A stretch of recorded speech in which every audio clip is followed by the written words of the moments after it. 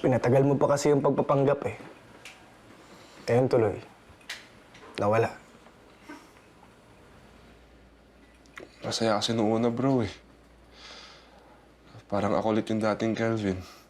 May pera, komportable sa buhay, hanggang Hanggang sa nahulog ka. malay ko bang mapupunta ako sa babaeng malaki din yung pangangailangan. Alam mo, Tol, kasalanan mo din kasi. Alam ko naman, Tol. Alam ko. Gusto mo ba siya?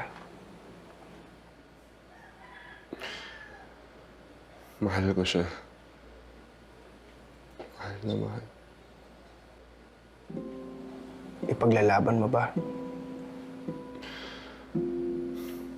Palagi, bro. Yun man pala eh. Eh di pakita mo sa kanya yun. Alam mo, Tol, may natutunan ako ngayon eh. Na hindi na natin mababago yung nakaraan. Na hindi na natin mabubura yung mga masasamang nagawa natin sa mga taong mahalaga sa atin. Kung nasaktan man natin sila dahil sa panloloko, tanggapin natin.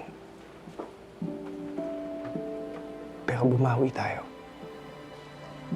At ipakita nating nagbago na tayo.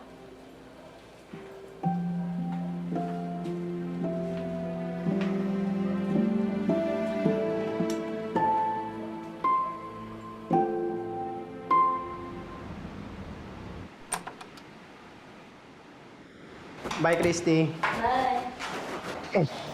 Anong ginagawa mo dito? Umorder ng gamot sa akin si Doc Ronnie. Ako ang nagsusupply sa kanya, ha? Sa akin siya tumawag. Christy! Ba't ka naman kay Bobby kumuha niyan? Loan supply na ako eh. Hence, since di ka naman makontak, Huwag ka naman ganyan. Uy, sorry na. nag-ayaya ka tapos ikaw hindi pupunta. Nawala lang kasi sa isip ko. Nasaan ka ba kasi nun? Yung friend ko kasi humihilang ng favor. Buti pa yung kaibigan mo, no? Napagbibigyan mo. Ako nga, stress dito sa trabaho. Tapos yung nag-iisang araw ng pahinga ko, lalo mo pa ako ni-stress. Ronnie, I'm sorry na. Okay? This weekend, nag-book ako ng room para sa ating dalawa. And I will make sure na relax ka the whole time. Sigurado kang darating ka. Oo naman. So, bati na tayo? Kailan ba kita natiis?